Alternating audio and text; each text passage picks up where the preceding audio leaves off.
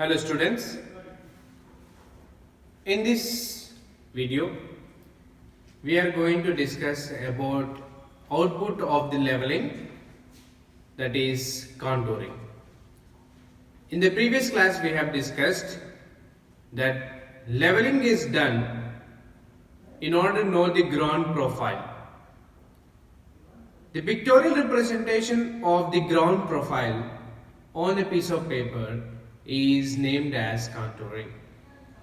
The basic definition of the contouring is: a contour is an imaginary line passing through the points of equal elevation, or if you know the ground points of equal elevation, and if you put it on xy axis, and if you are going to connect those lines with a line, then that line is called as a contour line.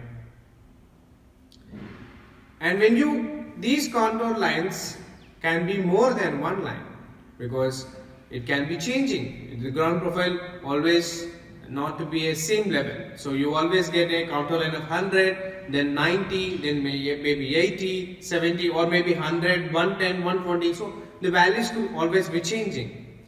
The change in the contour line is called as a contour interval. Now this contour interval will depict you whether the ground profile is having a hill or a mountain or a valley, or how much steep it is, how much grass slope it is. So all this can be drawn from the contour interval regardless of the locality. And the third point is horizontal equivalent.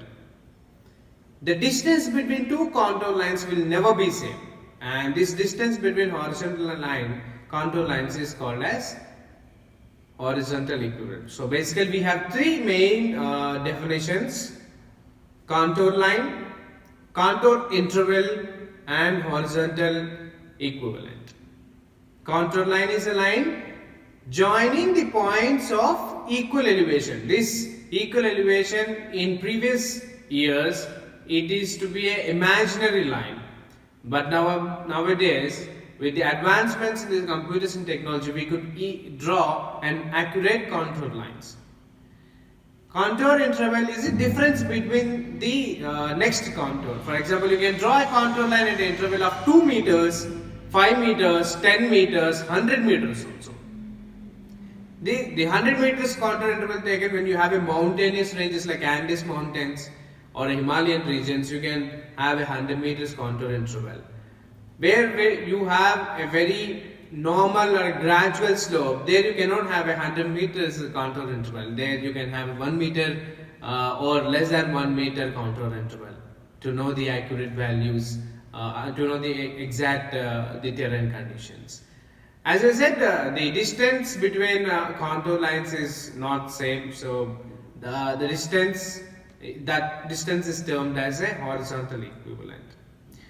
So why do we need these contours? There are so many uses of the contours which I would like to share in this slide. The first thing is to know the nature of the ground surface is very important, so that we can plan for a suitable site or an economical alignment of road or railways.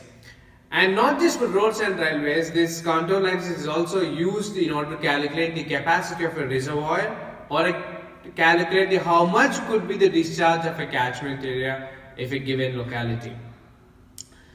And using these contours, you can easily select the ground or a site area if you have too many options there. So you could have 3 options there, and based upon the contours, which gives you the optimistic value, not economical. We should term this optimistic, where you can meet 2 variables at a single time. So optimistic sites can be drawn if you have more than 2 sites. And volume of earthwork is very important when it comes to the construction of roads and railways. The roads and railways, bridges includes major, minor, or pipe culvert or a box culvert. These are the culverts where These are the cross drainage works where we come across when we are having a drain or water flowing through the area, and our railway is also passing through the same line. So we often come across this thing, but these bridges are are limited to the distance of the or the width of the drain which is flowing across. So majority in all the portions we use earthwork in order to build our structure or the formation to make our formation level for road or railways. So what do we do is we borrow the earth from nearby, and then we will have a trapezoidal portion with the side slopes, and the quantities of earthwork is immense. It goes to 10 lakhs to 15 lakhs. Some in some railway projects it may even go 150 crore cubic meters of earthwork which is needed for railway line. So it's a huge amount of earthwork is needed. In order to calculate that earthwork, we use contour lines so that we can have a good amount of site facility to meet our requirements. And the next topic is what which you need to focus a lot. If you have a contour line, never think that a contour lines will be having a straight lines like you have a ruled book, right? You have to see a ruled book, you have a straight lines there. It's fine. If it is something like that, then you can easily say that there is a gradual slope in it, because those contour lines, if you take off a ruled book, are having a equivalent distance, horizontal equidistance is same for all the contour lines. So we can say that the slope is gradual. So there are some characteristics in any contour which you can draw from it and assess the site for your requirements. The first thing is contour lines which are closer at top and wide apart near the foot. Always remember this, which represents a head. The contour lines are always closer at the top and wider near the foot, and this happens to be majority in cases in all the hills. And the opposite to this, contour lines are closer near the bank and wider apart at the center, and which comes to a pond or a depression. If the contour lines are uniformly spaced, like as I said before, so you can immediately say that there is a uniform slope to it. So there is a steepness, not much steepness is there. But vice versa, or contrary to this, contour lines, if they are not uniformly spaced but they are very closely spaced, it says that there is a steep slope for it. We have a point on that also. So contour lines will never cross each other, except in the one case where you have an oak hanging cliff, like we have Sheshadri Hills in Tirumala. There we have a cliff. So if you happen to draw a contour line for it, so all the contour lines meet and a single line. So that single line represents that there is a cliff there. So sudden vertical drop is there. And when the higher contour values are inside the loop, then that is called as a ridge. When lower values are inside, then that is called as a valley. And these are the majority the characteristics which I would like to share with you. There are a few more. You can get it from any of the prescribed textbooks or referring your library textbooks. So in order to conduct the contouring, and if you want to plot a contour lines for any given site, so there are methods which we need to follow. One is direct methods. In that method we have two cases. Case one is when area is oblong and can't be controlled from a single station. Oblong means you have too many obstacles or this thing.